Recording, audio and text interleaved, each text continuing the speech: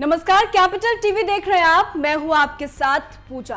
अफगानिस्तान में जब से तालिबान की जिहादी कथित सरकार बनी है, तब से इन नमूनों की हरकतों और फरमानों को सुनकर पूरी दुनिया हैरान ही नहीं है, बल्कि हंसी भी उड़ा रही है।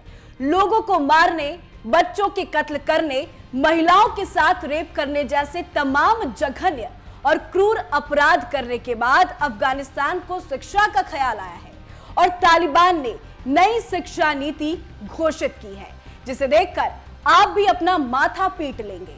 तालिबान के चाल और चरित्र को देखकर वहां शिक्षा की बात करना तो बेमानी है, लेकिन जब बात आई है तो करना भी चाहिए। तालिबान के आतंकियों को तमाम पाबंदियों के बाद किताब, कॉपी और पेन का ख्याल आ चुका है। उनकी जुबान से शिक्षा शब्द सुनकर वैसे ही लगा जैसे भेड़िया घास चबाने की बात कर रहा हो, लेकिन इस शिक्षा में भी तालिबानी चरित्र और व्यवस्था की झलक दिख गई है। तालिबान ने अफगानिस्तान में नई शिक्षा लागू की है, जिसके तहत कई आदेश नहीं, इन्हें आदेश नहीं, फरमान या फतवा कहना ज्यादा उचित होगा। तो तालिबान ने शिक्षा को लेकर नया फतवा जारी कर दिया है। अफगानिस्तान की राजधानी काबुल में विश्वविद्यालय के प्रोफेसरों के साथ एक बैठक की गई, जहां तालिबानी सरकार में उच्च शिक्षा के कार्यवाहक मंत्री अब्दुल बकी हक्कानी ने नई शिक्षा नीति का ऐलान किया। उन्होंने कहा कि पिछले 20 वर्षों के दौरान हासिल की गई हाई स्कूलों से लेकर स्नातक तक की डिग्री किसी काम की नहीं है, यानी बेकार है। समझ गए?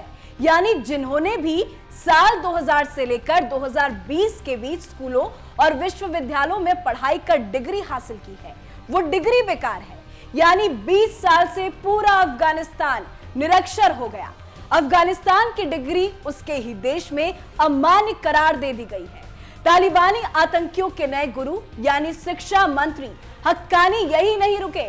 उन्होंने आगे कहा कि अगर आपने पीएचडी भी की है तो भी वो बेकार है। हाँ, अगर कोई अफगानिस्तानी मदरसा में पढ़ा है तो उसकी डिग्री सर्वमान्य है। यानी अगर किसी अफगानी ने स्कूल, कॉलेज, यूनिवर्सिटी से हाई स्कूल, इंटर, ग्रेजुएट या पीएचडी किया तो उसकी कोई वैल्यू नहीं है, जबकि किसी ने मदरसे में पढ़ाई की है तो वो मूल्यवान है। यानी मदरसे वाले को कन्वेंट वालों से ज्यादा होशियार माना गया है।